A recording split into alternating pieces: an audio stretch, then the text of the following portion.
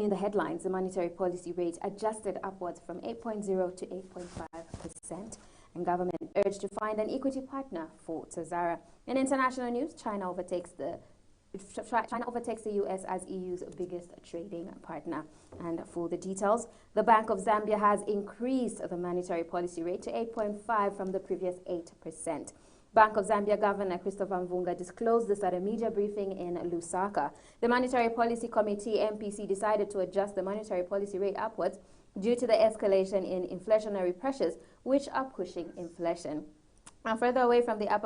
pushing inflation further away from the upper bound of the 6 to 8% target range. Mr. Mvunga said over the next 8 quarters, inflation is projected to deviate further away from the upper bound of the 6 to 8% target range due to the lagged pass through from the depreciation of the kwacha and sustained high fiscal deficits. He also notes that inflation is bound to accelerate further if crude oil prices increases persist. Now, fiscal deficits turn out to be higher than projected and the exchange rate depreciates further. However, Bank of Zambia is of the view that inflation may be moderated by improved supply of food and subdued aggregate demand as economic growth is likely to remain modest. An economist, Hivenil Hamududu, has urged governments of Zambia and Tanzania to look for a private equity partner for Tazara. Mr. Hamududu said this will help to resuscitate Tazara's operations and make it viable. This follows revelations by Ministry of Communications and Transport Permanent Secretary Mishek Lungu that Tazara was running at a loss and that the government was putting in place measures that would see it operate profitably. Mr. Hamududu, who is the leader of the Party of National Unity, said that finding an equity partner to run Tazara on behalf of the two governments would help end the losses incurred. He proposed that the two governments engage China as an equity partner. Mr. Hamududu says the Chinese are capable of running Tazara on behalf of the two governments because they would be able to bring in the technology, financing, and the discipline. Mr. Hamududu explained that China is now the main exporter of commodities in the sub-Saharan Africa, and if brought on board, the government college in Kagara last night and abducted hundreds of students and their teachers. One of the staff and some of the students managed to escape. The staff confirmed that one student had been shot during the attack. The mass abduction comes 2 months after criminal groups abducted 344 teenagers from boarding school in neighboring Katsina state. After negotiations with the authorities, the students were released a week later. Now, China is now the EU's biggest trading partner, overtaking the US in 2020. China backed a wider trend as trade with most of Europe's major partners dipped due to the COVID-19 pandemic. Trade between China and the EU was worth $709 billion last year, compared with $671 billion worth of imports and exports from the US. Although China's economy cratered in the first quarter due to the pandemic, its economic recovery later in the year fueled demand for EU goods. China was the only major global economy to see growth in 2020, stroking demand for European cars and luxury goods. Meanwhile, China's exports to Europe benefited from strong demand for medical equipment and electronics. The EU's trade deficit with China also grew from $199 billion to $219 billion. Now, Ecuador's National Electoral Council has suspended the recount in the first round of the presidential election requested by left-wing indigenous candidate Yaku Perez, who was alleged fraud, denied him a place in the runoff. The count was put on hold after the 5-member council could not reach a majority in favor of Perez's request after holding a vote late Tuesday with two for, 1 against, 1 abstention and another absent. Perez, a 51-year-old environmental lawyer, had formally submitted a request for a recount in 17 of the country's 24 provinces.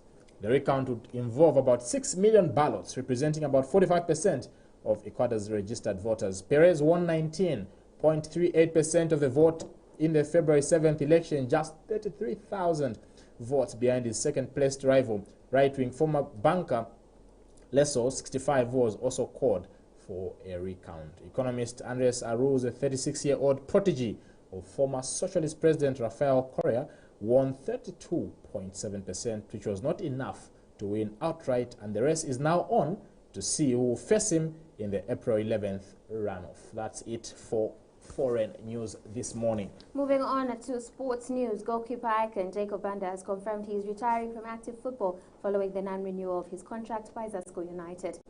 Zasco on Monday announced that Banda will leave the club with his contract when his contract expires on February 28th. Banda has been at Zasco for 15 years, winning 8 Super Division titles and 6 Barclays Cup, now Absa Cup medals. Banda said he is yet to know the specific field in which Zasco Limited will redeploy him. FA's General Secretary Adrian Kashala has alleged that a clique of people has ganged up to discredit the Andrew Kamanga-led executive committee. Kashala said a group of FA's critics think it's their preserve to run football affairs in Zambia. Meanwhile, Kashala said FA's won't be forced to publish the letter from FIFA that has guided that the stalled elections resume. The aggrieved part in the FA's electoral system has challenged Football House to publish the letter from FIFA. The FA's electoral process was suspended on March 12, 2020, following a court action by band member Damiano Mutale. In international sports, Manchester United and England forward Marcus Rashford has been named in Time magazine's Next 100 list as someone who is helping shaping the future in recognition of his campaigning work on child poverty. The list comprises athletes, entertainers, and political leaders, among others, with a 23-year-old appearing under the classification Advocates.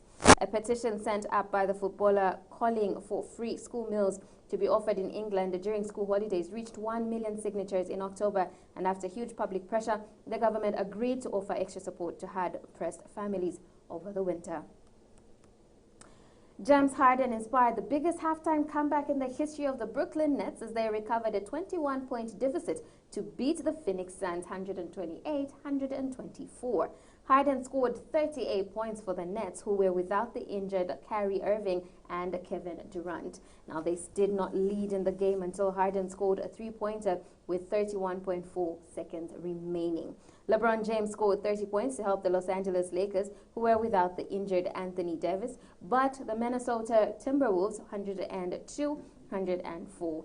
Davis is expected to be out for several weeks after suffering an Achilles injury against Denver on Sunday. The Lakers are one of the NBA's best road teams this season, with their victory in Minneapolis making it 13 wins from 16 games away from Los Angeles. Denver Nuggets coach Mike Malone said his players need to do more to support Nikola Jokic after the Serbian scored 43 of their 99 points in their defeat to the Boston Celtics.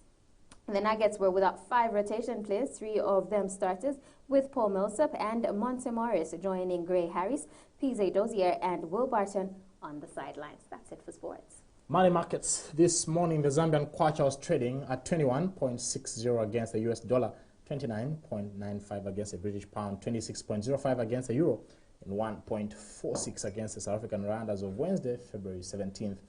Now, the South African rand touched 14.8 against the greenback on Wednesday, its lowest level in almost a week.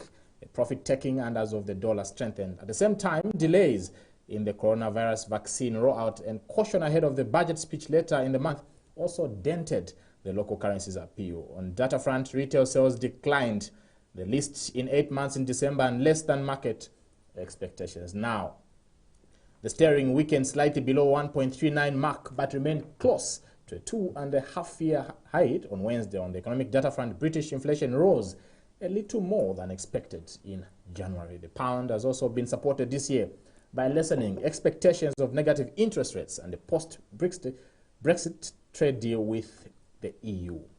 Now, finally, the euro depreciated below 1.21 level from a 3-week height on Wednesday as concerns mounted over the slowing pace of COVID-19 vaccination in the EU and its impact on Europe's economic recovery. Meanwhile, investors around the world await any signs of progress on the US fiscal stimulus side.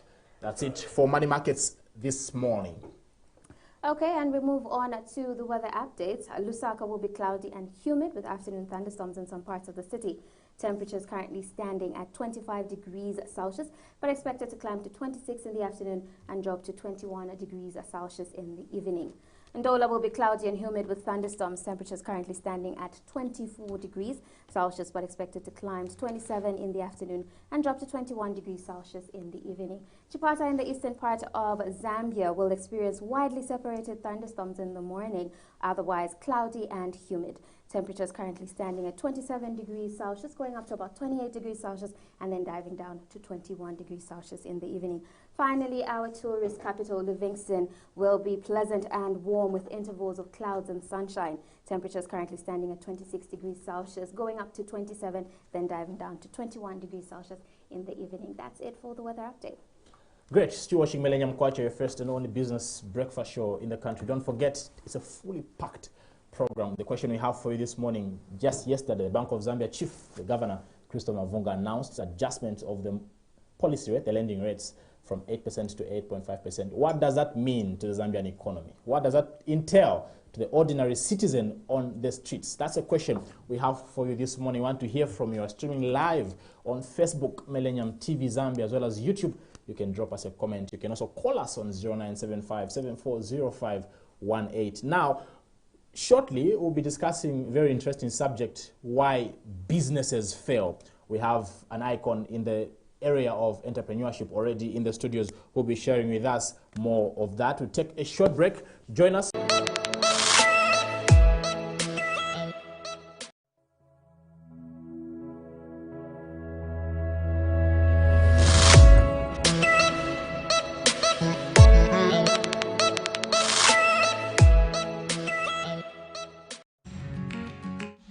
Chikumbuso started way back in 2005. It started with 7 widows. With those 7 widows, they had children in their homes.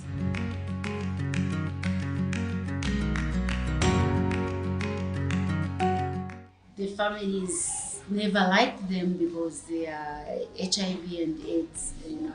So now, because they are back in life again now, so they have mended their homes.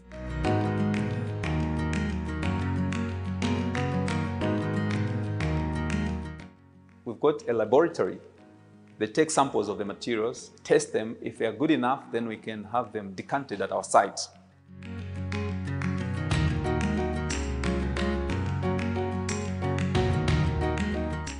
The processes that happen here is we produce porcelain towels. Like I said earlier, these are wall and floor towels.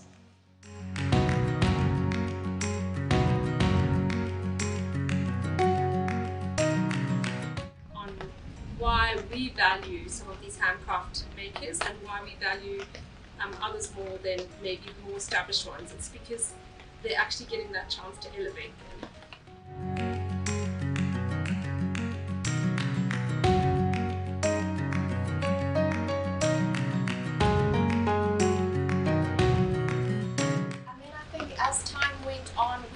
Established, we proved ourselves to the makers and vendors. A lot of these guys started coming out of the woodwork, and I think now that we have established ourselves in the market.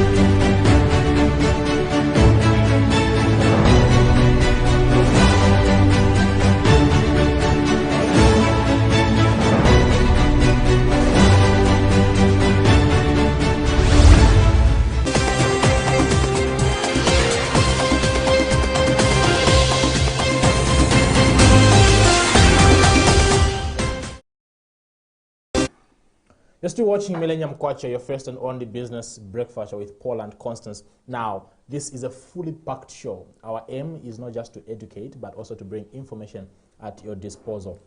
Today we're discussing the increase in the lending rates. What does that entail to you as a citizen? What does that entail to our economy? Yesterday, the Bank of Zambia governor announced the adjustment upwards of the lending rates by 50 basis points. In percentage form, that is 0.5%. Well, streaming live on Facebook, Millennium TV Zambia, as well as YouTube. We want to hear from you. You can also call us on 0975 740518. But now on this particular segment, we are humbled to be joined by a man we call the radical entrepreneur. Some people don't even really know his name, just know him, the radical entrepreneur. He's done so much in the world of entrepreneurship. I'm talking about Dumisani what? Kobe. Welcome on Millennium Kwacha. Thank you. Ngobe shouldn't be so difficult. You can just say, right? Just remove it. yeah. Just remove it. Or maybe just say Linga Mangali. Maybe that would be No, easier. that is when Dumisani is okay for me. Dumisani is okay, the radical entrepreneur. It's good to have you. You are a busy man. The pleasure is mine being here. Awesome. Yeah. Radical entrepreneurship is something we know you for. I don't even know whether you just coined the name radical because radicalism. Okay, we can also think about cadarism. You know, they might fall in the same line. Where did that come from? Let's begin the conversation from there. All right. So radicality or being radical means drastic change. So my approach to entrepreneurship is one that calls for drastic change. So I am a radical entrepreneur. In fact, I've done things that are quite radical in the space of entrepreneurship. Yeah, I've done quite a bit. Yes. Hence the name, the radical entrepreneur. True, you've done something that is off the beat. For example, you hosted a conference on Africa Must Think. When I first saw that, I was like, isn't he just insulting us? It's like when Constance tells me, Paul, you must think, it's like, I'm not thinking. What was the motive behind such a theme? I was part of it. I enjoyed it, yes. But what was the motive behind such a theme? How can a continent so rich be so poor? Why should we still keep referring to colonialism for our failure? Why should we have all these natural resources and still remain a third world continent, third world countries? What is it that we need to do? As such, it calls for us to think. And that is where the beginning was from. So now Africa must think. Are we thinking now? I think we are getting there. We are seeing, changes taking place. And our thinking has also been brought about because of circumstances. You see, back in the days, we never embraced entrepreneurship. We are not looking at entrepreneurship as a means for national development. We looked at entrepreneurship. In fact, we viewed those that get to be entrepreneurs as those that have failed academically. So if you fail academically and you've not made it academically, then you can become an entrepreneur. But you see, our tables are changing now. You see, back in the 80s, early 90s, Zambia had two universities, the Copperbelt University and the University of Zambia. So if one graduated, a job was already waiting for them, clearly from school. In fact, not even university. Back in the 70s, 80s, grade 12, a job is waiting for you clearly. But now tables have changed. Zambia has over 50 registered universities. Now getting a job has become very, very difficult. In fact, even courses that guaranteed you a job, take for instance education. If you graduated in 2000 as a teacher, a job is waiting for you. But now, 2018, 54,000 applied, only 2,000 were picked. And later on, 27,000 applied, only 2,009 were picked. What does that tell us? It tells us to say we have an overflow of supply in that space. Now, it is very clear that if you graduated as a teacher now, and if we continue getting employed at the rate you are getting employed, then you might have to wait for at least 40 years before you are posted. Now, that calls for us to change. And of course, you can say now that is just education. But listen, lawyers in 2018, from the time 300 were called to the bar, getting a job as a lawyer has become difficult. Now, I'm talking about lawyers that have passed the early. They are getting as low as 1,500 kwacha because the job market is flooded. Same story with medical doctors. Now, let us go to the creme de la creme, medical doctors. Those that go for 7 years. It is only now because of COVID that you are the number of them being posted. That tells us one thing. The job market is flooded. It calls for us to radically change and see how we can change the way we think and embrace entrepreneurship. So this calls for a radical change. I think that's what I can say. Awesome, awesome. Now, I want us on this segment to focus on why businesses fail out there. But before that, you've established DLN Entrepreneurship Institute. Tell us about that. What are you doing at the institute? Okay, so DLN Entrepreneurship Institute is one that focuses on training entrepreneurs in the practical sense. We tend to believe that our greatest need is financial capital. Yes, financial capital is important, but it has its own space. The greatest need are the skills. How to monetize your skills, how to lead in a business. That is what we need. Because if financial capital was the most important and the only important aspect, then those that have, retired and gotten their pensions would have become very successful entrepreneurs. I mean, those that have gotten loans would have become very successful entrepreneurs. But they had the money, they lost it because they did not have the skills. So the focus really is to see how we can, have skills. So the focus of the institute is basically on skills. And the lecturers that lecture that side, are qualified entrepreneurs. Not qualified, but skilled entrepreneurs, those that have shown that they can lead a business from scratch and make it successful. We are not talking about people that will tell you about money, but people that have the money, that will tell you on how to make the money. So they already have the money. They already have it. They've done it. Yeah, because you see, our landscape in Zambia is a bit difficult from the landscape in the United States and some of these other developed countries. That side, corruption is not as rampant as is here. So how do you manage and how do you swim around corruption? Now we need people who are here to teach us that. Yeah. Awesome, awesome. Now, when we talk about entrepreneurship and business related issues, most people tend to wonder, for example, to say, is it a must that everyone should be an entrepreneur? Because if I'm getting good money, for example, as a journalist at Millennium TV, I don't need to venture into entrepreneurship. Okay, you may not, we may not necessarily say everyone should be. Please. We may not necessarily say everyone should be an entrepreneur. Yes. We can.